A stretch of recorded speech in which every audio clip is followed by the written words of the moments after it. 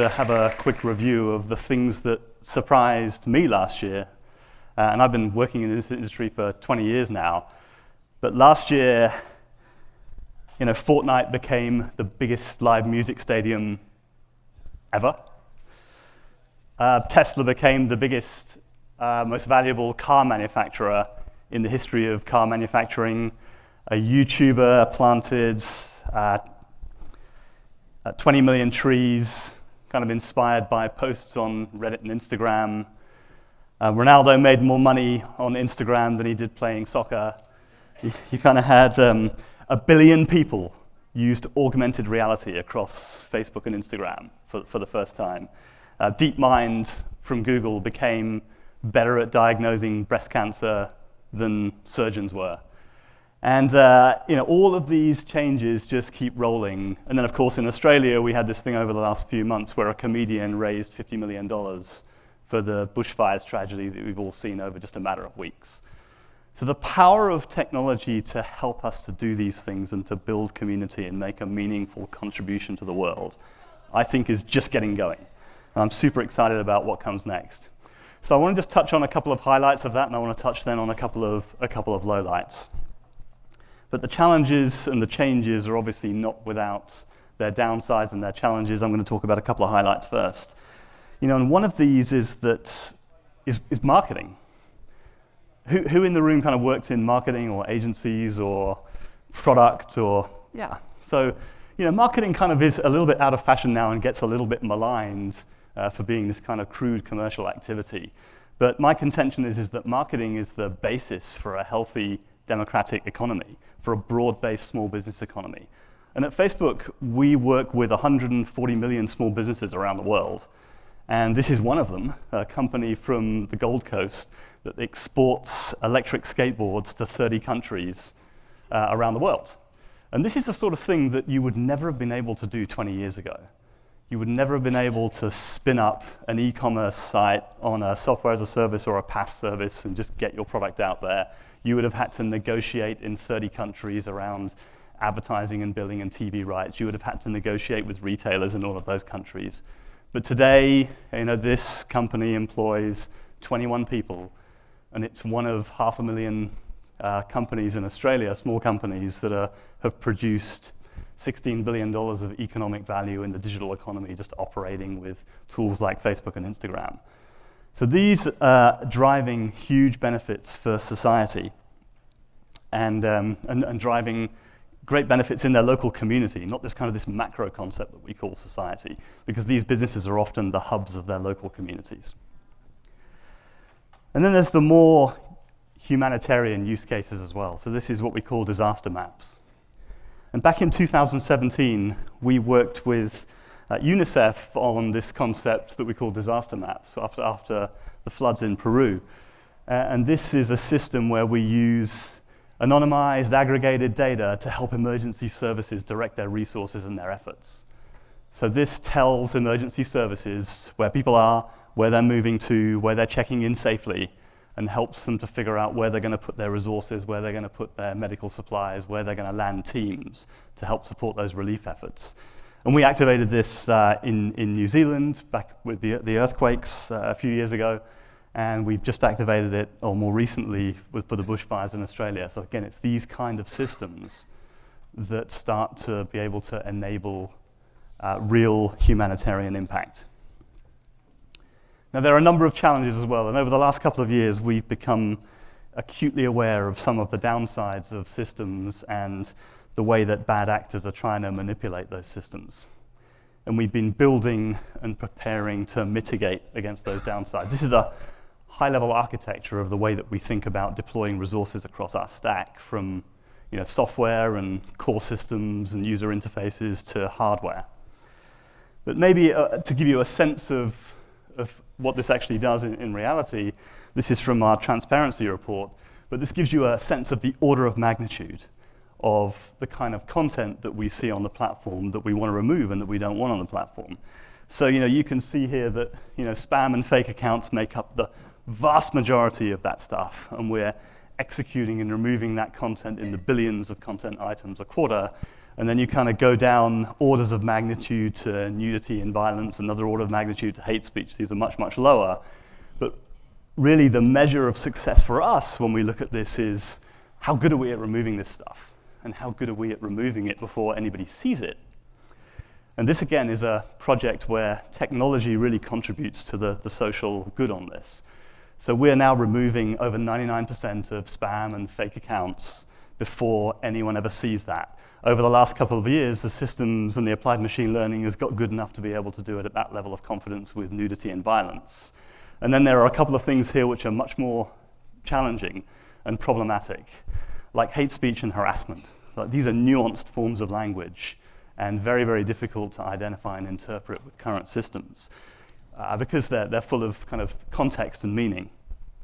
So if you were to walk out of this room today and say, hey, great speech from the guy from Facebook, that could either be sarcastic or it could be complimentary. So there's no way you can tell from just the plain text.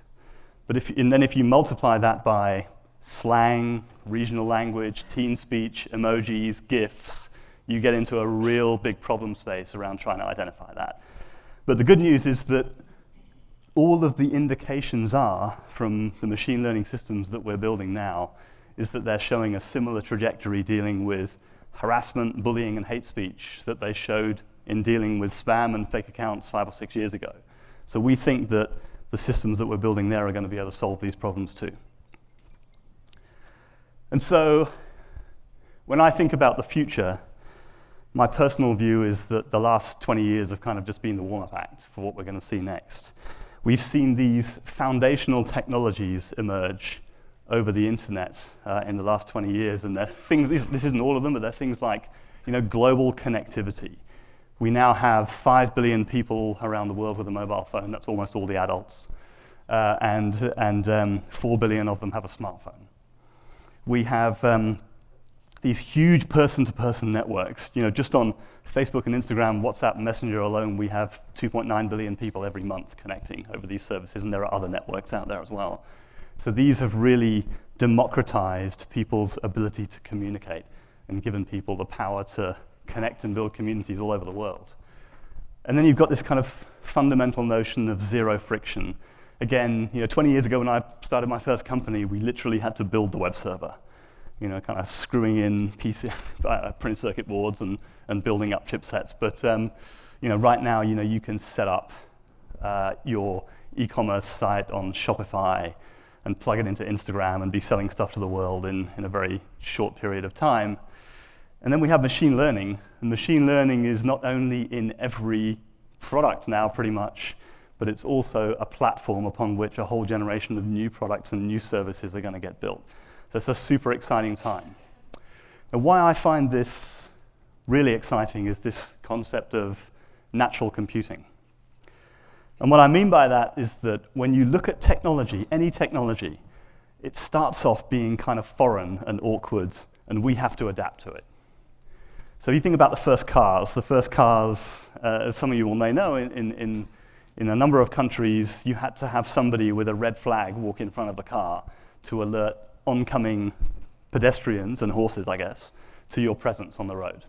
The first computers were these big machines that were locked away in clean rooms, and you had to interact them with a punch card and some kind of obscure machine language that was kind of really close to the bare metal. And now, of course, we have cars, or we're on the brink of self-driving cars that are probably going to drive better than us, and we all have supercomputers in our pockets that we interact with over kind of organic touch interfaces that are much easier. And this whole trajectory is just going to increase and accelerate. And here's one of the starting points for this. It's really easy for us to think about the technologies that we have now and assume that they're the constraints of the future. But this thing, the flat screen, has really defined our interface with technology over the last 50 years, whether it's a CRT, a TV, an LCD display, or a mobile phone in your pocket. Most of our interactions with technology come in 2 dimensions, with pixels plotted on an XY axis. And so you kind of have this concept of we're living in flatland and we just see the world through this little window. And this is a really unnatural way for us to interact with compute in runtime. And of course, 20 years ago, the way that we all interacted with computers was through a bitmap window interface, a mouse and a keyboard. That's moving now, and it's about to start moving again. And it's about to start moving to something that looks a lot more like this. So in addition to that XY axis, we're also going to add a Z axis. So we're going to add depth. And depth means that we will kind of break that screen and shatter the tyranny of the window and be able to get into a much richer interaction space as we progress into this kind of new world of spatial geometry and three-dimensional design. And so we have to come up with a whole new paradigm and a whole new series of ways of interacting with this world that hasn't been invented yet. And there are the very early signs of this that you see in things like virtual reality controllers. So if any of you have picked up one of these and tried one of these over the last couple of years, you'll probably remember how cool it was to suddenly see your hands in VR and to be able to interact with the world. But what we're seeing now, and we released this just before Christmas, is the ability to put on one of these things and ditch the controllers. So now you just use your hands. And for a certain number of interactions right now, you're able to just use your hands to interact with that space. And that whole effort is going to become a lot more sophisticated. So, we've gone from hand controllers to using your hands. The next thing is, well, maybe you don't need any hands at all or any controllers. What's the neural interface look like on this? And in September last year, the team from Control Labs joined us, and this is some of the technology that they've been working on. It's probably the best team in the world working on neural interfaces right now. And these neural interfaces, by the way, are not something that you have to plug into your brain. It's a wristband. And the wristband interprets signals that come down from your axial nerves and then through into your hand in this case, and then allows you to manipulate a computer interface just by thinking about it. Now you'll see here that he's moving his hand, but that's not the way that it has to be. So this is a game of asteroids from more than 20 years ago, but what you're seeing here is he's controlling it and he's not moving his hand. He's just thinking about moving his hand and thinking about moving the things. And again, this is technology that is just worn on the outside of the body. It's just a wristband, and it's picking up that intention. They call it intention capture, and being able to communicate that through into interaction with the technology. And so you start to then think about, well, what else could you do with this? There are some really interesting interfaces. So obviously you don't need to see the hands. The computer doesn't need to see the hands. They could be in your pocket. You could just be thinking. But also, you could control another hand or another machine or another arm, with this technology as well. So there are all kinds of possibilities and interesting paths that this is going to take us down as it develops. Second thing, right now we live in three worlds. There's this kind of notion of the physical world that we're all in this room right now. And then the second world is there's this augmented world which you can kind of think of as a data overlay onto the real world. It's sort of your heads-up display for your life. And then the third one of these worlds is this purely virtual world that you can go into and anything is possible and it doesn't suffer from the constraints of physics and gravity and everything else that you would have in the physical world. And of course, today the number of people in these three worlds decreases from left to right. So there's obviously a few billion people in the physical world. The augmented world, there's, I guess I just said, a billion people potentially over the last year. Virtual reality, you're then getting down into the millions or hundreds of thousands of people at any one time in the virtual world. And it's really hard to move between these three worlds. So you have to, at minimum, take out a smartphone to get into the augmented world, and it's multiple touches. And then at minimum, to get into VR, you have to acquire a headset from somewhere and put that on, and then you're in the virtual world. But the barriers between these worlds are going to become much more porous. And,